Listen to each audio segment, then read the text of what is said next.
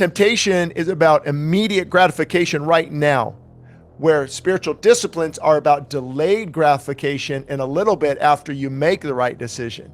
And that's how temptation gets you, is it wants you to experience that immediate gratification, whether it's sleeping in or pornography. Pornography is huge for men and women now, but it's all connected. It's all connected. A life that's not spiritually disciplined is falling apart in many different areas.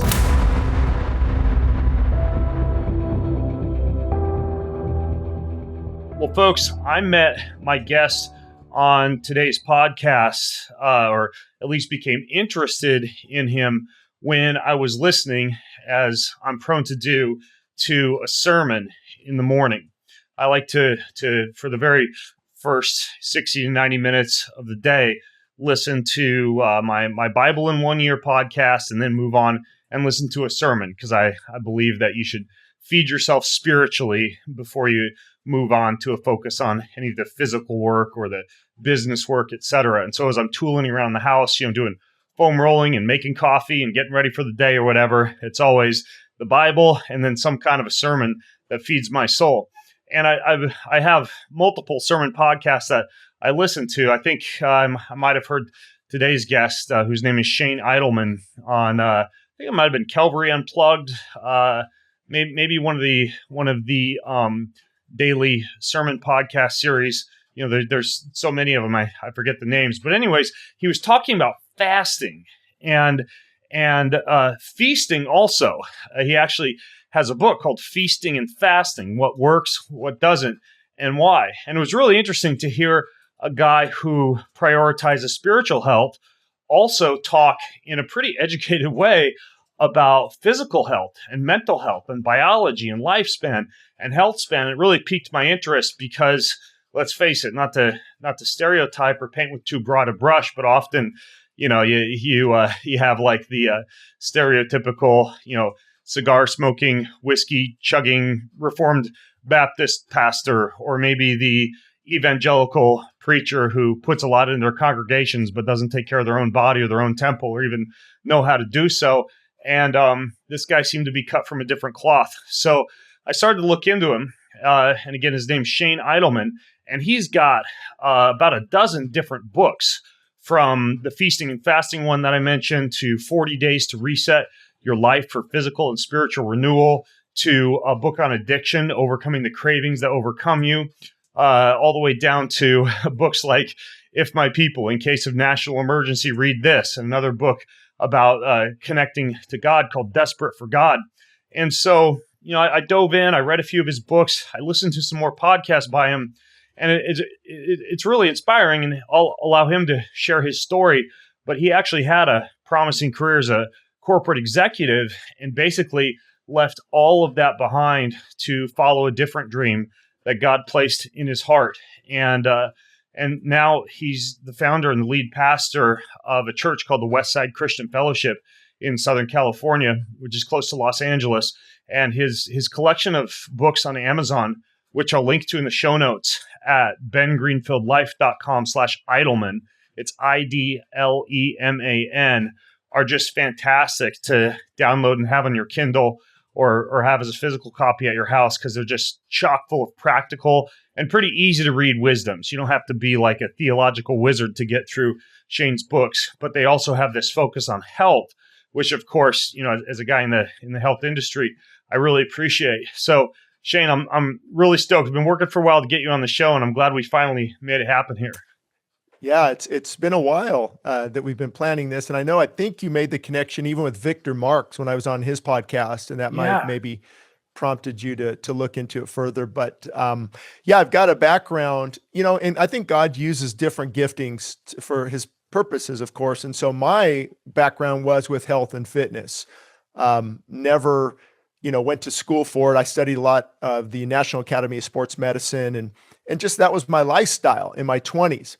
And what you alluded to was I worked my way up the corporate ladder and started working for 24-Hour Fitness and became a district manager over multiple fitness locations. And that's when I was overseeing, personal training department, accelerated results, supplementation, and we had certain numbers we had to hit each month, board allocated budgets. And it was I was like the full steam ahead. I was even called the steamroller. But with that came anger, arrogance, and addiction. And it really took me out. It hurt a lot of things in my life with alcoholism and addiction and arrogance and angry. I was taking steroids, before I got into that. I think I'll send you the picture. By the way, to briefly interrupt you on the steroids piece. Oh, absolutely. Again, the show notes at bengreenfieldlife.com/Idleman. I'm going to include a picture because you sent me a photo of you. I mean, you were jacked. I don't know how much you weighed there. Maybe you can talk about what you were doing from a steroid standpoint. You obviously had a little bit of that kind of like inflammatory, almost like bloated look that some folks will get with steroids. But I mean, you were both overusing alcohol, but then simultaneously on steroids as a personal trainer. Mm-hmm. Yeah. Oh no, I was at that point, I wasn't with 24-hour fitness just yet. And a lot of it was self-esteem. I was chubby as a kid growing up, and I'm just releasing it maybe right before this one, a podcast I did on dyslexia. I have dyslexia, learning disabilities, reading disabilities.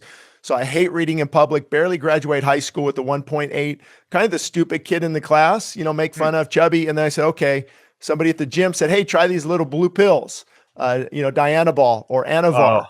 And try these, and you start to get bigger and bigger, and then you get more self-esteem, and now fighting people and getting thrown out of clubs and clubbing and just this really rebellious. I was 270 some pounds.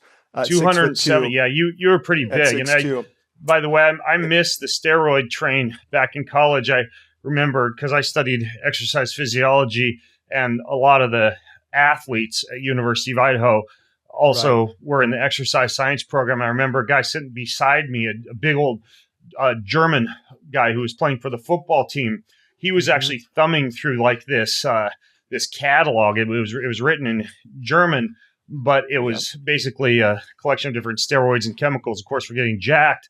And he tried to get me to go in on an order with him. And not only did I not have the money at the time, but I was a little bit scared of that whole scene. So even for me, when I got into bodybuilding and extreme hypertrophy in college, I was pretty much like creatine, tuna fish, and the cheapest steaks I could get from the grocery store. But the steroids were, of course, they were there and they were available, and by God's grace, I didn't happen to get connected to them. But how long were you using steroids? Yeah, I mean, that's what I want listeners to know too. That's always the best way to go, is how God created us healthy, because there has effects. And the word steroid is used a lot. With I'm getting a steroid shot in my shoulder for shoulder injury. No, that's a different steroid. We're talking about anabolic, androgenic. Steroid, anabolic means growth as opposed to catabolism. Androgenic means male hormones.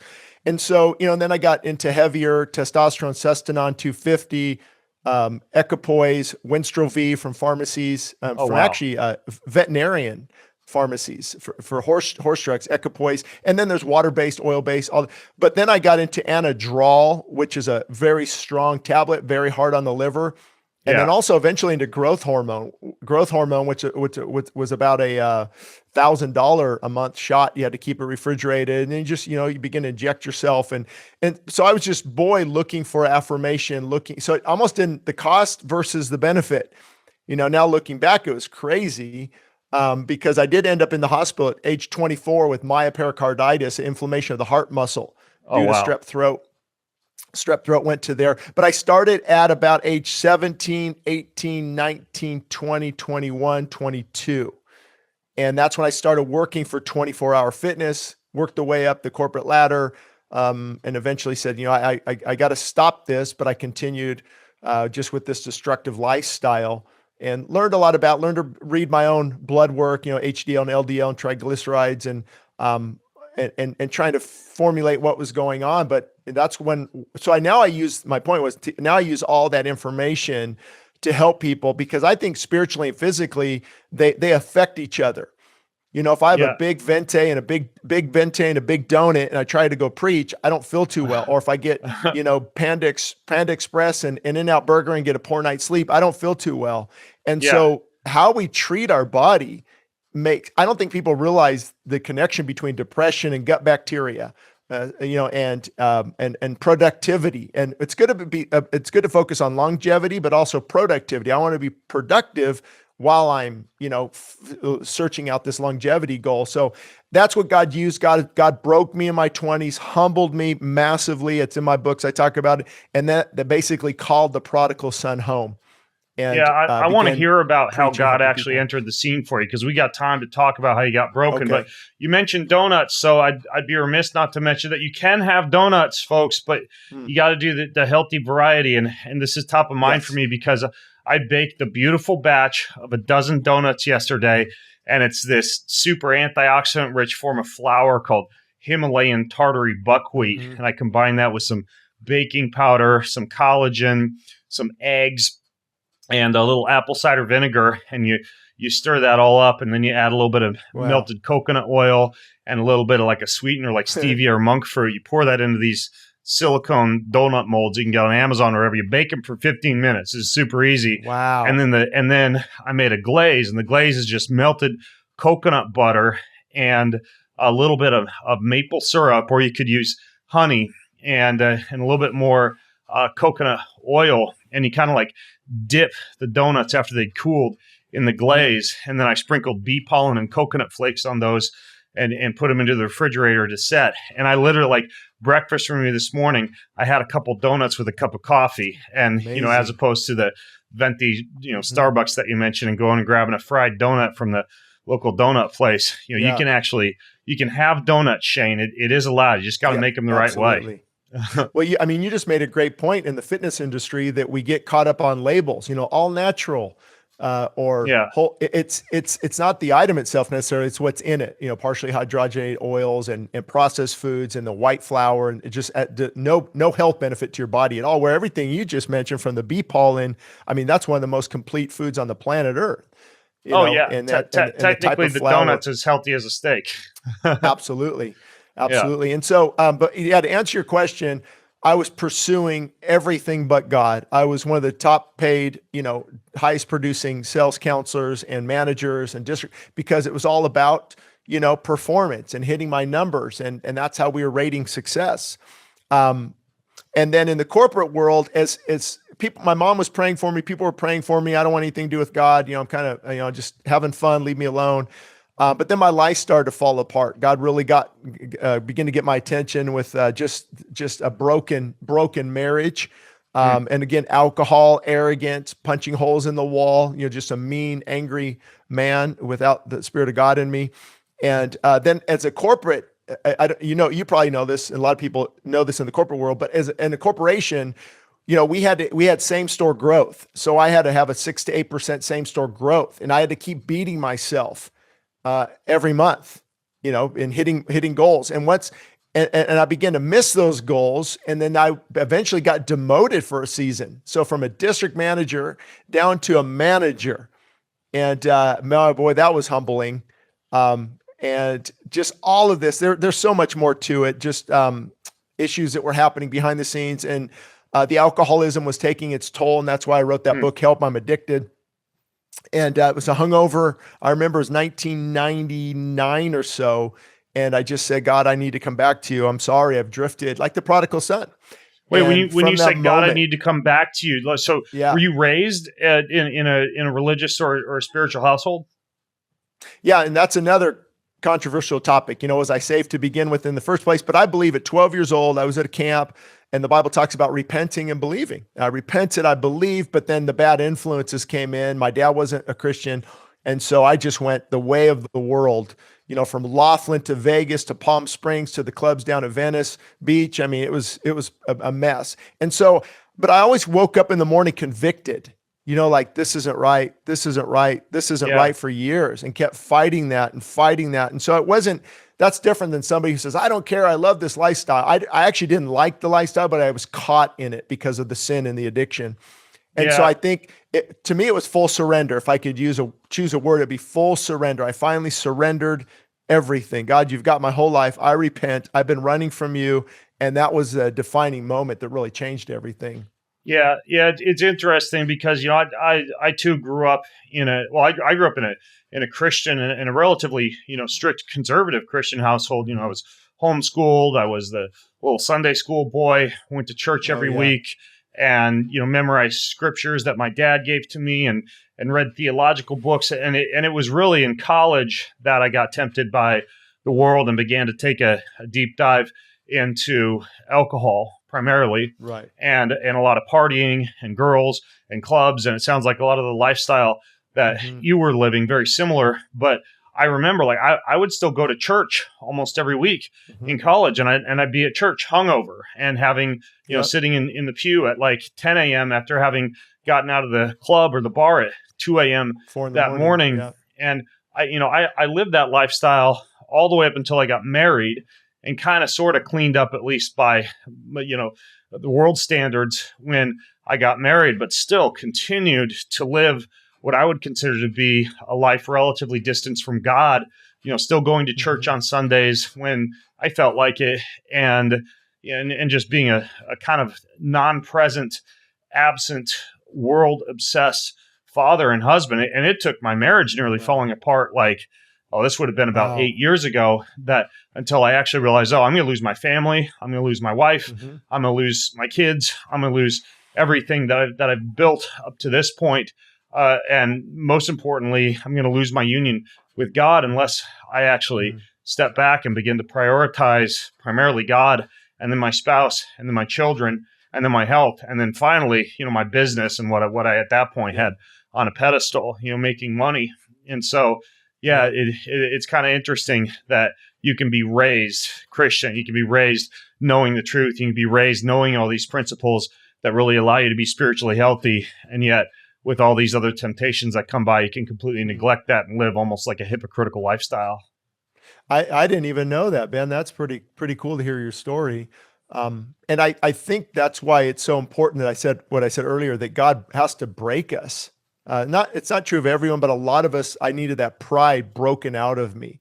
Yeah. And, there's a rebel within, that wants to just do his own thing, especially in my 20s. And just a series of, who God loves, he chastens, he brings them back. And so and that was a turning moment. And then now, I start preaching. Of course, preaching is my passion, preaching the word of God, the totality of God, the absolute truth of God's word, the inerrancy of scripture.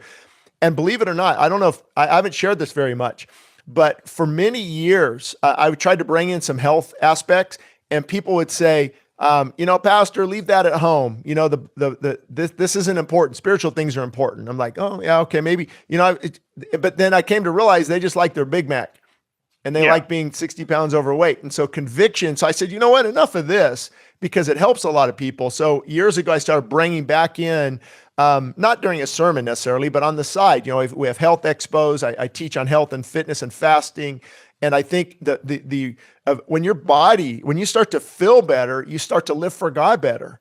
And again, I mean, there's people in the third world countries or in the mission field, or people bedridden. I'm not suggesting that, but those of us who can make changes, that it can really, really, really impact your life, even spiritually. Because think about this: how important is discipline spiritually?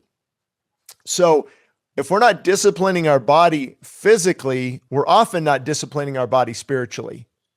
They go hand in hand without a shadow of a doubt. Oh, absolutely. I was reading a book. It's actually a book on the Jesus prayer, which is a huge thing for me these days. I fall asleep now, and when I wake in the wee hours of the morning, I mean, this was like an hour for me last night between 2 and 3 a.m. And also when I'm tempted, for example, when I travel and I'm tempted by pornography at night, right? When you're alone in your hotel room, and that's pretty easy to access and nobody's watching, and my wife's not there. And I rely on this prayer. It's called the Jesus prayer. It's very simple and pairs well with breath. Actually, you breathe in and you say, "Oh, Lord Jesus Christ, Son of God," and you breathe out and you say, "Have mercy on me, a sinner." And you almost develop like this mantra. You breathe in, "Oh Lord Jesus Christ, Son of God, have mercy on me, a sinner." And you begin to just repeat this prayer over and over and over again. And, I've found that something as simple as that just seems to allow me to be able to retain my focus on God in moments of stress, in moments of sleeplessness, in moments of temptation. And while reading that book on the breath, or it's actually called the Jesus prayer, she gets into this section where she talks about the link between physical stoicism and physical discipline and spiritual discipline. And she actually, I don't know if it was research that she cites as much as anecdotal data that goes into how people who are athletes or people who have a rigorous physical disciplinary protocol actually tends to be folks who report struggling less with addiction and succumbing to temptation, and also people who report having an easier time doing things like devotion, prayer, meditation, breath work, reading the Bible, etc., because they're just so used to overcoming, let's say, like those first two really uncomfortable moments in the gym, or those first super uncomfortable 30 seconds in the cold bath, or that marshmallow test at the restaurant when you're not punishing the entire bread bowl as soon as it comes out. And it's kind of the same when you wake up in the morning and you want to flip on your phone and start working, or delve into the tasks and the business of the day, especially for driven individuals. It feels like kind of taking that first step into the gym. There's that same resistance when you are instead dropping to your knees in prayer, or opening the Bible before you open your cell phone, or doing something that allows you to grow spiritually. For me, every morning, it feels the same as a workout, and it just never goes away. It feels the same as a cold bath, and it never goes away. This slight cognitive resistance to starting off the day with something that is spiritually meaningful. Yet I think that the practice of things like, self-denial from a food standpoint, doing the hard thing and swallowing the frog with the morning workout, getting in the cold bath even when it's cold, seems to ease that transition into having some kind of a spiritual discipline. It's probably one of the reasons why the Apostle Paul says that spiritual training or physical training is of some benefit, because there's, as you've just noted, some real concrete crossovers, I think, into the spiritual disciplines. Wow, that's a lot. I've got a lot of thoughts, so cut me off when it's time. But even that verse, that verse in context, Paul is not saying that physical exercise is not beneficial. All he's saying is, listen, spiritually and where you're going spiritually in your relation with God is the priority, and the physical will benefit to some degree. And so people use that scripture out of context and say, well, look, it doesn't matter. No, it actually matters a lot to take care of your body and to be physically active. And the whole point that you're just saying, I haven't heard of that book or anything, but the point is, as a man thinketh in his heart, so is he.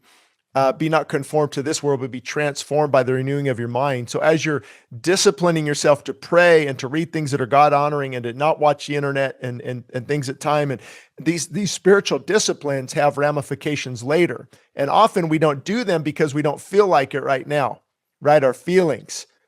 And we have to remember that feelings are the caboose of the train. They're not the engine. Self-discipline is the engine of the train. And our feelings, how we feel, that's the caboose of the train. So I think it's so important, as you think is the direction you're going to go.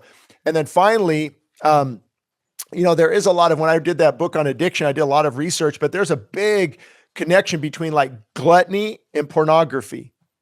Gluttony or alcohol and porn, because you're giving in, you're not remaining disciplined, you're giving in to these fleshly appetites. And then as a result, the flesh gets stronger and stronger and stronger. And so that's definitely tied in. Discipline is so important. It's a biblical principle. It's actually a fruit of the Spirit.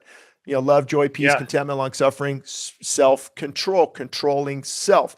But when we make it a work, Christianity, we call works-based. We don't want to make it, okay, if I do this, for example, if I fast, God's going to love me more. No, he's not, but I'm sure going to love him more. There's these spiritual disciplines that are just absolutely incredible, and they benefit us in a huge way, spiritually speaking. Oh yeah. Those of you who might be watching the video of this podcast may have seen me craning my neck just a little bit as Shane was talking, because I was looking back at my bookshelf in my office library. One shelf contains all of the books that I want to come back to that are big heck yeses to reread every 1 to 2 years. And one book, I was forgetting the author, which is why I was straightening my head. I believe it is, let's see. Richard Foster. I want to make sure I got the name right.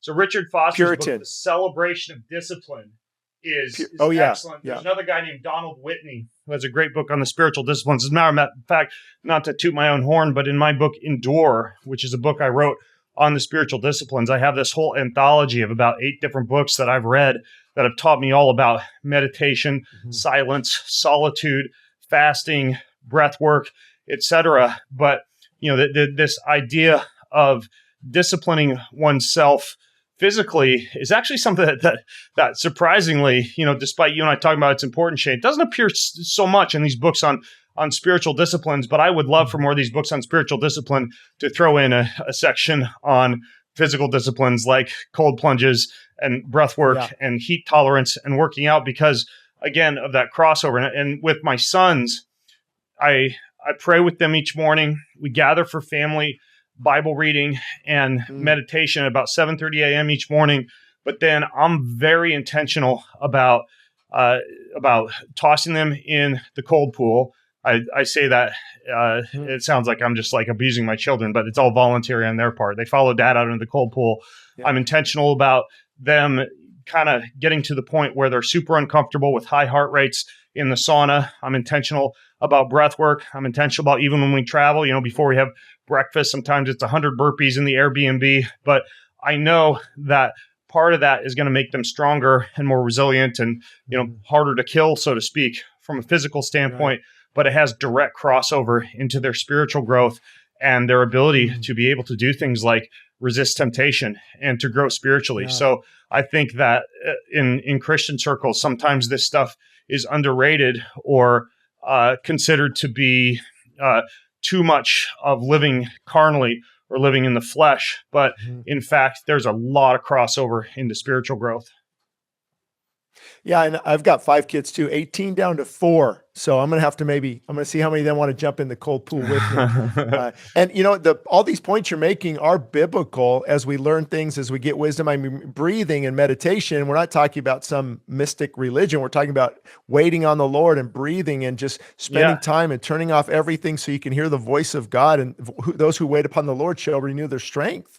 Yeah. And their spiritual strength is renewed. But yeah, you're right. Discipline, I think it's because anytime I talk on this, there's always, 1 out of 10 people that get upset because they think like, man, you're too extreme. You're making it like Christianity do all these works when it's just a relationship. Well, true, but because it's a relationship, I want to commit myself and live to the best of my ability. And therefore that's going to require spiritual disciplines and disciplining the body in all areas, because man, the flesh given full rule and reign in your life is a disaster. Think about it. Yeah. How many people sleep in because of the flesh? They go grab a 600 milligram caffeine venti and then the bad donuts. And then now they want In-N-Out burger. Now I have to lay down. Now I want my 3-hour Netflix binge. So most people are living their whole day as guided by the flesh. The flesh wants this. What you're talking about is saying, no, stop. Here's what we're going to do instead. And it's called delayed gratification, because I don't feel like it right away, but later on, sometimes within minutes, I'm so glad I got up at 3:30 or 4 in the morning and started reading the Bible. But right then it didn't feel good. So we have to remember that the feelings, this is how temptation works. This will be good for some people. Temptation is about immediate gratification right now, where spiritual disciplines are about delayed gratification and a little bit after you make the right decision. And that's how temptation gets you, is it wants you to experience that immediate gratification, whether it's sleeping in or pornography. Pornography is huge for men and women now. And there's steps to that as well. I talk about in other books, but it's all connected. It's all connected. A life that's not spiritually disciplined is falling apart in many different areas. Yeah, it's trading short-term mouth pleasure or sexual pleasure or physical pleasure for some long-term deleterious effects on your overall life. Right. And I actually have a couple of thoughts based on what you were just saying. The first is that I don't talk about this too much on my podcast, but some people are like, well, why would you want to live your life in such a stoic fashion? Like, why would you want to buffet your body each week with a frowny face, in the cold pool, or pushing the weights around, or swinging the kettlebells, or doing the heat? Like, this just seems almost like a form of masochism. And I'll admit that it can be. I think that there are even some social media influencers out there and fitness experts, and even probably people listening to this podcast who take things too far, who push their bodies too much, who are on like their 20th Ironman triathlon and are working out 2 hours a day to the neglect of relationships or their spiritual walk, or who have fitness and stoicism on almost like too high of a pedestal. But at the same time, yes, it does take a little bit of the pleasure and enjoyment and the tasty marshmallows out of your life's experience when you are operating in a spirit of discipline, in a spirit of stoicism, even to the extent where, like you were talking about, Shane, getting up at 3:30 or 4 a.m. and being slightly more tired all day long compared to maybe your friends who are sleeping until 6 or 7 a.m. Well, there's two thoughts I have on that. One is obvious. It's that there's not a lot of impactful world leaders and world changers who are not a little bit tired all the time and who also do not have some element of disciplining themselves and passing that marshmallow test. And then secondarily, and again, I realize this might alienate some members of my audience who might not believe in eternal life or the message of Christianity, but I believe in a forever life. I believe in eternal bliss forevermore that we experience after we die in the presence of God in heaven, on a brand new heaven and a brand new earth that's going to be absolutely amazing. And you know what? If me going and doing the hard thing each day transfers over into me being better able to follow God's law and maintain my spiritual disciplines, and that then leads to me being given the opportunity to live forever, well, I tell you what, I will do cold baths and meditation and reading the Bible and praying and following God's law all day long if, again, by the grace of God and not by my own works, that amount of stoicism and discipline that I got to hold on to for 70 or 80 or 90 years is something that is giving me the opportunity to exist for infinity in the presence of God. To me, it's a pretty logical trade-off. Wow, there's so much. I just appreciate what you said. And even to piggyback off of some of it, you made a good point. What we believe, and I can show, through the Bible, historically, prophetically, archaeologically, scientifically. I mean, I'm a skeptic by nature, and so with lining up with the Bible, what we believe is you're not saved because of your works. You're saved because of you repent and believe in Jesus, that finished work on the cross. But now you have to not work for, but you work out your salvation. Yeah. In other words, I don't want my testimony to be ruined. I don't want to live a lazy, lethargic, gluttonous lifestyle. That's not biblical either. And so you made a good point about finding that balance, because it is hard to find. On one extreme is slothful, and these people rarely, they don't accomplish much. But then you do have the other extreme where, this is, I probably gravitate towards this side for sure, probably like you, another type A driven, because there's no happy medium. You're always kind of, do I fast too much? Do I do this too much? And so, we can talk about that in a minute too, how to find that balance.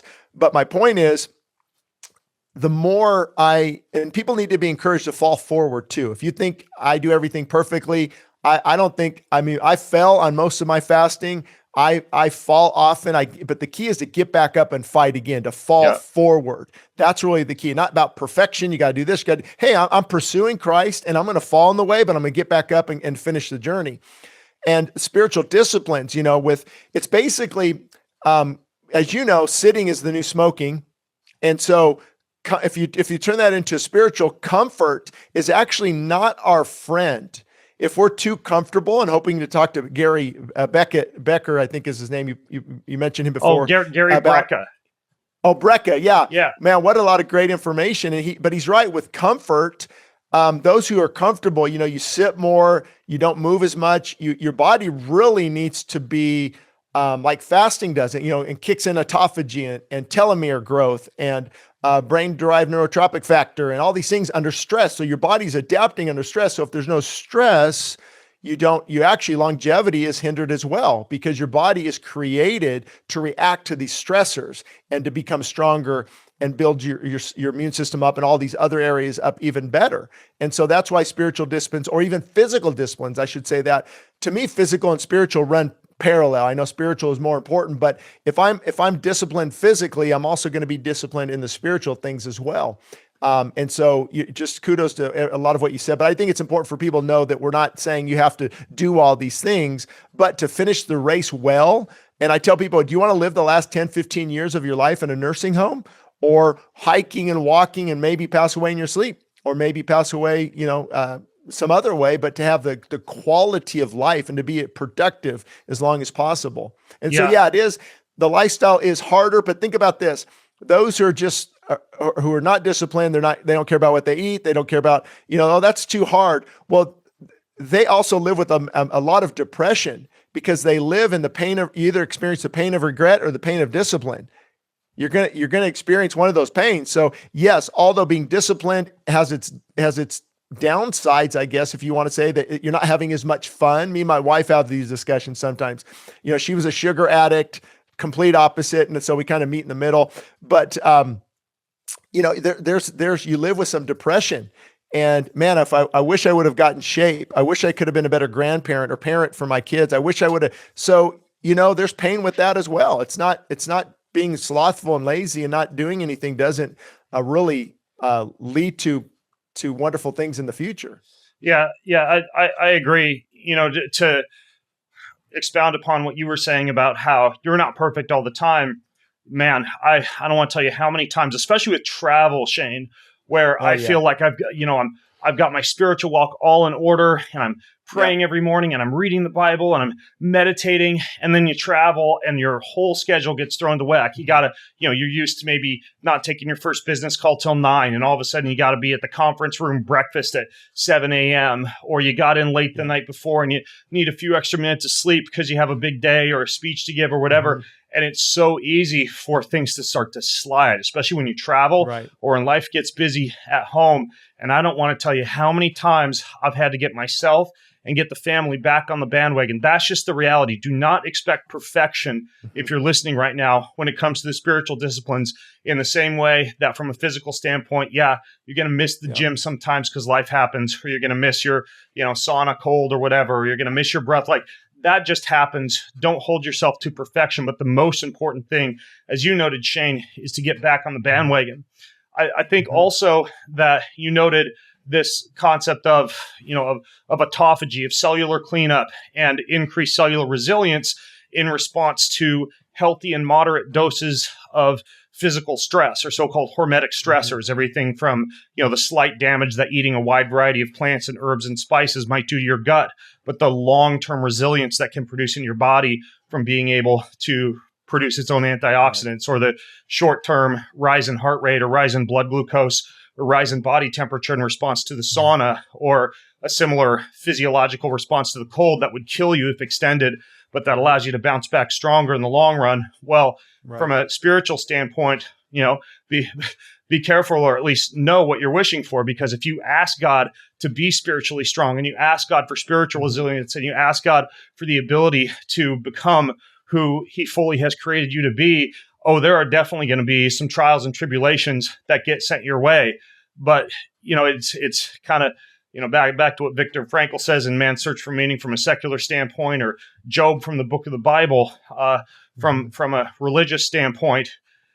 If you're happy no matter your circumstances, and if when God sends, a house fire, or a relationship issue, or a financial problem, or one of your children having a real serious issue, or a medical or a health problem, if you say, God gives and God takes away, blessed be the name of the Lord, I'm going to be happy no matter my circumstances, and I'm going to use this as a way to refine me, right? The pressure makes the diamond, and the fire makes the gold, and you move through that. Then every single time something like that happens, you begin to become someone who's not only able to maintain your union with God and your belief in salvation, no matter what, and your own spiritual growth, but you also become someone who's able to help and encourage and empathize with so many other people. I mean, one example of that, Shane, is like I have a princess gut, and I've had a lot of serious gut issues in my life and have struggled in years with everything from diarrhea to constipation to SIBO to parasites to yeast to fungus. You name it, my gut's taken it. It might be because I'm 25% Ashkenazi Jew, and the Ashkenazi Jewish population is known for kind of having this super sensitive gut. But when someone comes to me for help with their gut, man, oh man, not only do I empathize with them, but my body of knowledge, not to toot my own horn, but I'm really, really good at helping people out with gut issues because of so many curveballs God has thrown me with my own gut. So there's kind of a silver lining there as well. And, you know, we've alluded to it a few times, Shane, but I really, and this was my initial reason for wanting to get you on, I want to talk about fasting and kind of this fast feast cycling and your own experience with fasting. So tell me about the book you wrote on fasting and what your own fasting protocol, or I believe it was almost like an experiment, was in writing that book. Yeah, there was the one you're talking about, feasting and fasting. I did bring a copy. People can take a look at. Actually, and just so people know, we're not necessarily promoting a book, is they can actually download these for free on our church website at Westside Christian Fellowship. All the books are there, free downloads. Click it and you're good to go. So I just want to help people, but Amazon, last I checked, doesn't let me put them on there free. You know, we tried to go you can do like 99 cents on Kindle, which a lot of people do. Yeah. So we went real low on Kindle and Audible and things like that. But so with fasting, the funny thing is, you know, in the bodybuilding world, that's like, no, do not miss a meal. You know, every 2.5 hours, keep the metabolic rate up. And of course, we know that I don't think that's really true anymore with insulin and how it's released. You got to have all your Pyrex glass containers full of brickin', you know, broccoli and chicken, at least 3 or 4 times a day. That's what I was up to when I had the 8,000. I was up to 8,000 calories when I was at 270 on growth hormone, and you had to make yourself eat. You know, it was. Yeah, I remember those days. The bowl of pasta and chicken. So anyway, so I was taught. I mean, I read it in the Bible, and I would justify like, oh man, they didn't really know, you know, as much as we know now. I know Ezra fasted, Nehemiah fasted, Esther fasted, Moses fasted, Elijah fasted, Jesus himself fasted, Paul said in much fastings. And so fasting is throughout the whole Bible. And Jesus said, when you fast, not if you fast. So that's pretty interesting. So there was a lot of conviction, you know, when I first came back to the Lord, like, man, they don't know. It's not that good for you really, because you'll die if you don't eat for what was it, normal 3 days, 6 days, you'll die, or at least you'll miss some of your gains, bro. Yeah, you'll miss. They call it looking. Back when I was lifting, it was you look sucked up. Yeah, I don't know what they say now, but you look sucked up. And now you call it gear for steroids. Back then we called it on the juice. Yeah, you know, and so. So I was pretty much pushing it away, especially if you're into, as I get older now, wanting to retain my muscle. Hello. You know, I went from bench pressing 315 pounds 15 times to now maybe deadlift it. You know, it's just because you start to decrease, as you know. And so that by the way, Shane, is an uphill battle now in people who are encouraging fasting, is this concept of muscle-centric medicine, which is fantastic. Muscle is critical for longevity. The problem is there's this myth going out there that in order to maintain or build muscle, you must feed it constantly. And in fact, it's kind of the opposite, actually. You've probably come across this research that short-term fasting stints can, especially combined with resistance training and things like protein refeeds, cause a subsequent bounce back and increase in growth hormone and testosterone and hypertrophy, while also giving the gut a break and allowing for some cellular autophagy to occur. So there's a definite case to be made for intermittent fasting cycles and even periods of longer-term caloric restriction. Yeah, like the 5-day fast with insulin-like growth factor raising and everything you just said. I personally I always went past that. I actually did a 40-day fast, primarily water only. You did 40 days? And 40 days. I did some bone broth and I did some juice if I had to preach. And I talk about it. It's a fasting documentary on Amazon Prime. They just posted it. I think it's called 40 Days, My 40-Day Journey. And I was convicted I want to hear more details on this. Walk me through this 40-day fasting journey. You go from a guy who's totally against fasting And then just reading, in the Bible, Jesus fasted 40 days. I follow a little bit of Alan Goldhammer's stuff. We've talked on email before. And of course, they don't recommend, don't fast without we should probably say that too. Disclaimer, I'm not giving medical advice here. I'm just telling you about my own personal experience. And I think you do need to get medical advice if you're delving into waters that you're not familiar with. So I was just ignoring it for a while and playing around with it. But I thought, hey, this is possible. I lost 37 pounds over the 40-day period. We did the documentary. But I had to preach sometimes 3 times a day, like on Easter. And so that I would bring like a kajava, smoothie, maybe 200 calories, 2 scoops in it. So it wasn't what they would call pure water only, because in order to do that, you can't take any nutrients in whatsoever to go, if you're fighting, I would recommend that if you're fighting cancer or these types of diseases that really need you to go deep into autophagy. And so it was just incredible after 3 days, not really having hunger, but my mouth was, and I was getting heavy. I was eating primarily plant-based, and I got to 230 pounds, and just a lot of nuts, just too many calories. And so I understand that we shouldn't count calories like we used to, and it's more about hormone levels and not as much about. But calories also play a role in. I mean, if you're taking in more than you're burning, calories play a bigger role than anything else, despite a lot of the folks who try to defy that if it fits your macros. Like at the end of the day, if you restrict calories and exercise, you'll lose weight. Yeah. I think I just watched that horse to death on other podcasts. Yeah. So, and so maybe it'd be good to talk. We can talk in the future. I'm curious where you stand on that. But the bottom line is I think we should be aware of what we're eating. Cause I said, okay, mainly plant-based, got some clean meat, and was just eating too much.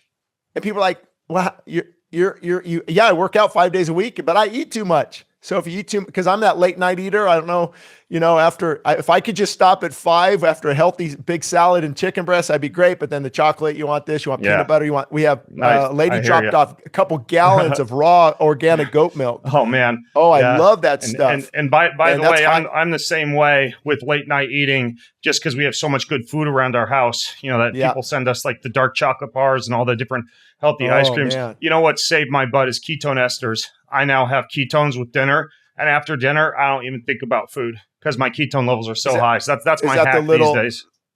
The little $5 liquid. Yeah, they're not inexpensive, but like a shot of ketone esters or even the ketone alcohol alternative, the one made by Ketone Aid, like having a big glass of that with dinner. If you can, and you can measure this with a sensor like BioSense or any ketone measurement device. If you can kind of figure out a way by the time you finish dinner to have ketone levels above about 3 millimolar, like you don't think about snacking at night. It just goes away, which is great. Well, yeah. And I actually ordered some after you recommended it though. So I'm anxious to try it. I tried one out, but I want to get more into it. So anyway, back to the 40-day fast. And there was a time where I said, forget it. We were at the in-laws house and I had some salad and a little bit of meat. And I'm feeling like, how you're going 2 weeks, you feel like upset, depressed, that I blew it a little bit. And so I got back on track the next day and just kept going, and eventually got to like 193 from 230. And so why I was doing it though, mainly is spiritual reasons. There's a verse in the Bible, this kind does not come out except by prayer and fasting and the spiritual disciplines, because if you just fast, it's a weight loss program for Christians. That's why you've got it. Instead of eating, you take it to prayer and time with God. And what's amazing is I didn't realize how much extra time I had. Have you ever, when you don't eat all day? Oh, at least the calculations I've done is with making the smoothie in the morning, lunch with the emails, dinner with the family. That I don't quite count because I want to be in the family with the family in the evenings anyways. But it comes out to about an hour and a half or 2 hours. That if I cut out a meal, or on the days I decide I'm just going to do like a fatty coffee or some ketone esters and amino acids with lunch because I want to be highly productive. Yeah, I mean the time and the freedom of time, and also of course you combine that with the focus and the productivity from the elevated ketones and the fasting, and the productivity impacts are enormous. Mm-hmm. And so I wasn't too worried about vitamins, minerals, because I took a little bit of supplementation, and overall it was a great experience. And I wanted to do another fast. That was about a year ago. And it is, I struggle. Okay, when is too much? But I began to realize, studying it in the Bible, looking at all these different things, I think a person, especially as a believer, should live a fasted lifestyle. Now, I don't mean I should clarify. I don't mean you got to be fasting all the time. But I don't think you should just fast for 21 days, juice only on January 1st and go back to bad habits after that. There's a lifestyle, enjoying what God has given us, enjoying, the donuts you mentioned or a birthday cake but you're either disciplining the flesh or the flesh is disciplining you. There's, that's, I hate to say it that way, but that's the truth. I'm either bringing my flesh into subjection or my flesh is leading me. And it's a balance. It's a hard, you've got that battle inside of us. And so I think as we're following God, as we're asking for clarity, as long as it's not, I want to get a 6-pack of abs and I want to be this super spiritual person. I want to, if your focus is on serving God and pleasing him in the word, you'll be guided. You'll be led to what is the right direction. So I don't know if there's a happy medium, because, those who fast a lot feel like they're fasting too much, and those who don't feel like they need to do it more. But I think if you can just, live a self-disciplined life, and I think adding fasting to your weekly schedule is pretty important, because that way you don't get too out of control. I think so too. And just to share with people like a practical boots on the streets protocol, actually I'll do that in a moment, but I got to mention, and I don't know if you've seen this book, but I first discovered the power of combining spiritual disciplines with self-denial from a caloric or a food standpoint when I read a book. It's super cheesy looking. You can find it on Amazon. I think it's only a couple bucks, but it's called Atomic Power with God Through Fasting and Prayer. It's by a guy named Franklin Hall. And he gets into all of the different remedies that are healed and the impact in terms of the power of prayer when you combine it with self-denial. And as we were talking about earlier, the link between curtailing hunger and appetite and being able to curtail things like sexual appetite or sinful appetite. And I read that book. It was absolutely fantastic. But to get back to what I do now is daily I do an intermittent fast for 12 to 16 hours. And I got to admit, I'm a lean guy with the high metabolism. Most days I wake up hungry and I could go make myself a smoothie right away. But I engage in all of my morning spiritual disciplines, the prayer, the devotion, the scripture reading, etc., without any coffee, without any food, and I have a big glass of water when I get up. So there's like a mini fast each day. For women who are premenopausal, you want to be kind of careful with that because it can downregulate fertility and have an impact on the endocrine system. So women do a little better with 10 to 12 hours, guys closer to like 12 to 16 hours. But I think that's fine from a daily standpoint. And then every quarter, I do a longer kind of like getaway, similar to your 40-day fast, but only 3 to 5 days where it'll be juice or bone broth or amino acids and ketones, at least 40% or less of the calories I'd normally consume. This would be almost like what would be called a fasting mimicking diet approach. And I use that time to catch up on the giant stacks of books, on the deeper sections of prayer, sometimes a solo retreat in my house, like a staycation, so to speak. And so 4 times a year, spring, summer, winter, and fall, I have caloric restriction and fasting combined with prayer, meditation, spiritual reading, and a focus on the spiritual disciplines. So it's intermittent fasting daily, and then a quarterly deeper dive for 3 to 5 days, which is pretty achievable. And then you mentioned about kind of balancing the caloric intake with the caloric denial. Well, this is where I think, religion, if you want to call that, ties in pretty beautifully with these spiritual disciplines, because we have one day of the week, Sundays, where not only is my physical activity much lower, or at least less intense, it's like walking with the family, bike rides, tennis, pickleball, etc. But Sundays are the feast day. Sundays are the glorious, like double waffle breakfast with the family, or big pile of eggs, and the big lunches sometimes with friends, and a big dinner party at our house. And you just basically fill the body with everything it needs for the whole week, which is also great for resetting the thyroid, making sure the thyroid doesn't get downregulated from too much caloric or carbohydrate restriction. That's a day in which I don't worry at all about carbohydrates, even though I'm more careful with carbohydrates on the other days. So basically, I would say 6 days of the week, I'm kind of sort of hungry most of the day, and especially hungry during that intermittent fasted period. And then that's the self-denial piece that we talked about earlier in this podcast, has so many side benefits. And then I get that one day of a week where it's rest, where it's embracing, almost like a little glimpse of heaven. And I get all the food I want, all the feasting I want. And then 4 times a year, I can do the fasting with a deeper focus on the spiritual disciplines again, back to what you just noted, especially because I've got an extra 2 or so hours in the day because I'm not making or worrying about food anyways. Yeah. Well, you just made a couple good points. And I think that protocol, I would actually heavily endorse that protocol and encourage people to do that. And when you take that 3 to 5 day, it's good. When you have a little bit of juice, that's why you can get a lot of stuff done with your book reading and different things, because if it's just water only, that's when you go into some pretty deep detox symptoms and things like that, which is good too. But I want people to know, hey, I'd rather have you have 200, 300, 400 calories of juice every day and get through a 5-day fast than have you give up on day one. The benefits are amazing. And you talked to, you mentioned the longevity diet, or the, what was that? The fasting mimicking diet. Yeah. Walter Longo is just an hour from me at USC. He's got a lot of great research. And then Daniel Pompa, mutual friend of ours. He talks a lot about that feast day. The reason the feast day is important is because your body will become accustomed to what you're doing. And that's why people are worried about a metabolic rate slowing down. That's actually why it slows down, is if you keep this caloric restriction, you keep in your hormone levels from, glucagon up to insulin, up to the different ones that regulate the thyroid, then your metabolic rate will slow down to meet this caloric restriction. So that feast day is like kind of a throwing into the system. Oh, wow. Okay. We can absorb, we're not going to starve to death here. And on feast days, I encourage people, I wouldn't eat as much until your stomach's going to pop like Thanksgiving, but to where you've been satisfied well, and you've went deeply into to these areas. And that I think that's another important, 6 days a week, and it's okay to feel a little hungry. I don't think people, even from a biblical perspective, there wasn't an AM PM on every corner.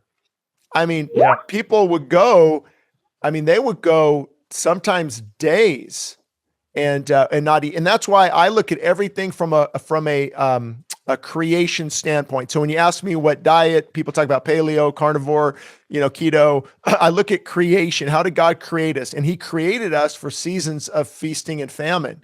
And so I think if you're not fasting to some degree and you're just taking in whenever your body wants it, that's why are all of our health related illnesses skyrocketing? Diabetes is lifestyle related. It's a lifestyle choice. Heart disease, obesity, even Alzheimer's, and the things how the brain is affected. A lot of these things all cause mortality. If you look at is most of it's diet related. And so caloric, could it be that excess and hyperpalatable food excess? Exactly. And the wrong kind of food. And the wrong kind, so. You talked about thyroid downregulation, and we're going to kind of get into the weeds here momentarily, or for just a moment. But I think there are even ways to skirt that. And maybe Jesus and the apostles and a lot of the Old Testament prophets didn't have access to a little bit of better living through science, so to speak, and perhaps they didn't even care about longevity maybe quite as much as we seem to be obsessed with it. But nonetheless, I think that ketone esters, again, are fantastic because they give the body a metabolically available fuel that keeps it from engaging in as much endocrine downregulation and thyroid downregulation as you'd see with pure caloric restriction. And then, and it also has a very, very low impact on things like mTOR and insulin pathways. And so I think it's probably one of the better things, even better than juice for something like an extended fast, being able to get by with as few calories as possible.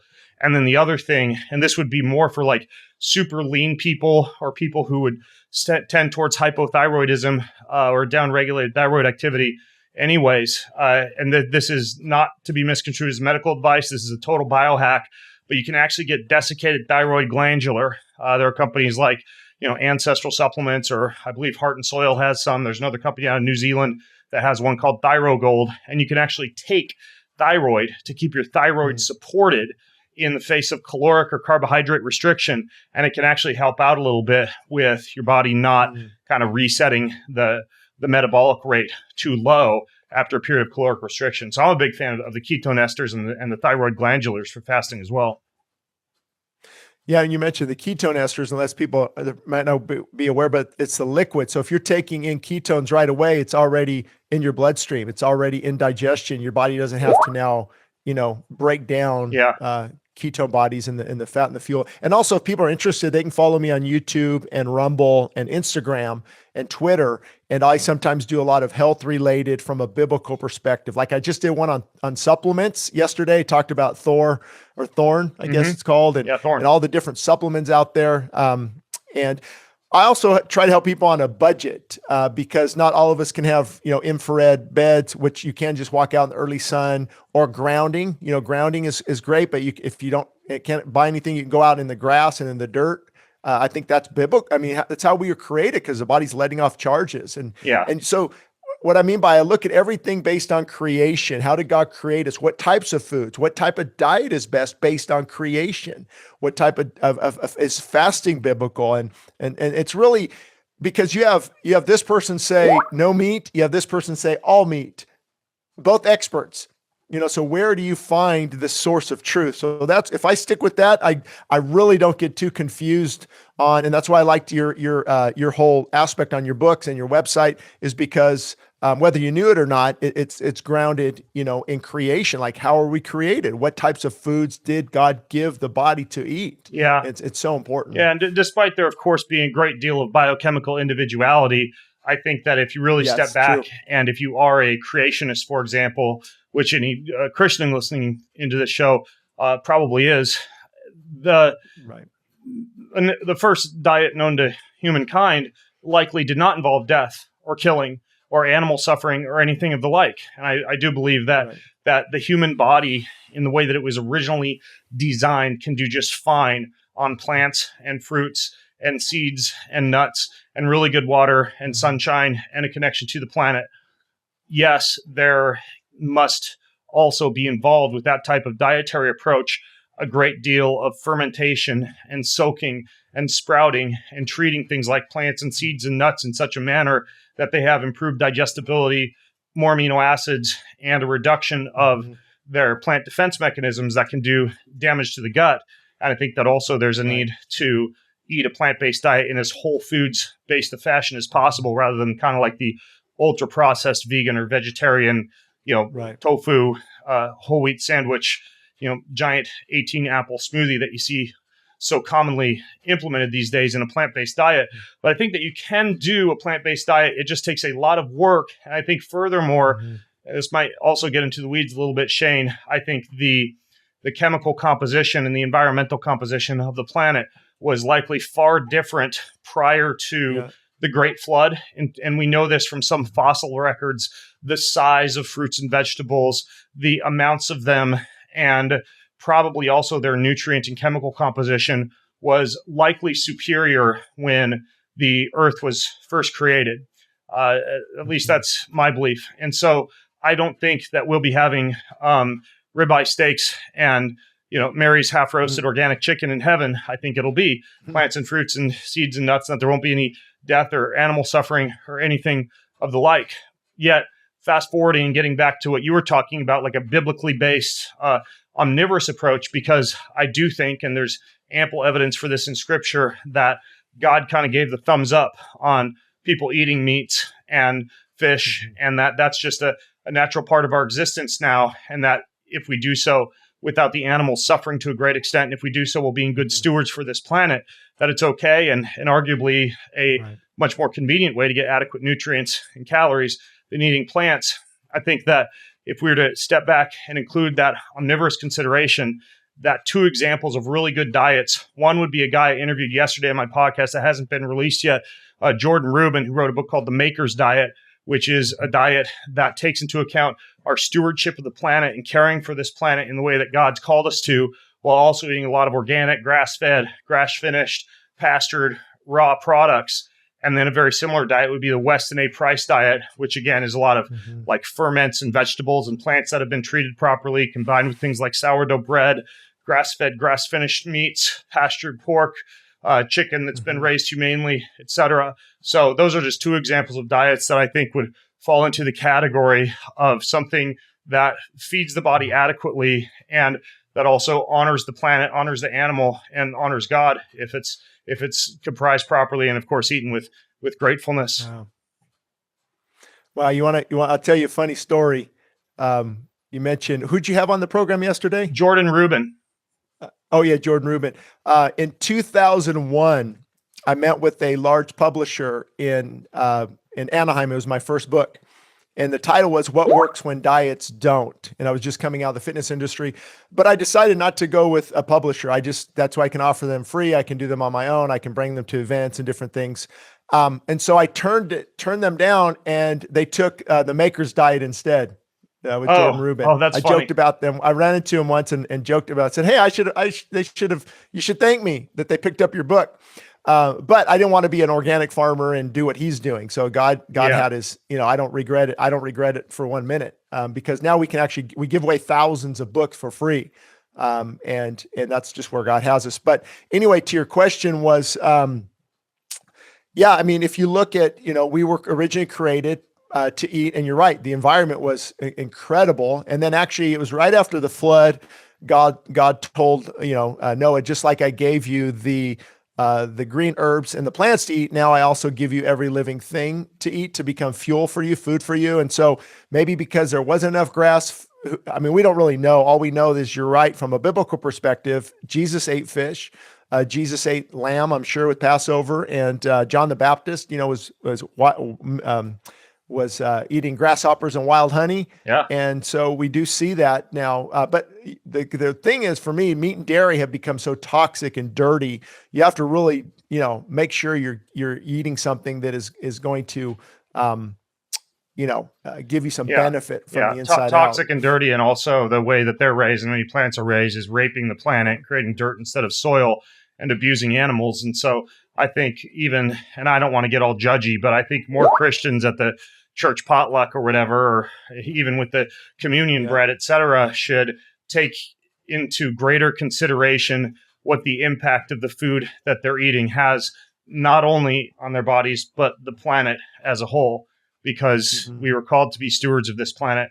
And I think that eating mindlessly, whether or not something is, quote, healthy, unquote, is something akin to almost like disobeying or neglecting that mandate, because we're essentially destroying the earth and abusing animals in the process. So I think that really needs to be taken into consideration. It seems like something that's almost like a painful point to bring up in Christian circles, though, because people kind of look at you like you're some kind of a hippie pantheist, Right.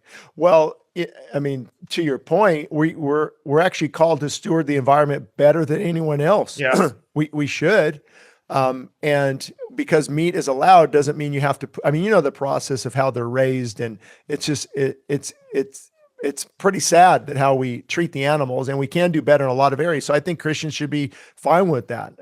It's just a matter of, choosing your battles carefully and finding out more, getting more information. But I agree that we should be good. Like when you go backpacking or hiking in the mountains, like I do up in the high Sierras here, you want to bring out a little trash more than you brought in. Yep. You want to keep the streams and the river, and you want to just keep everything.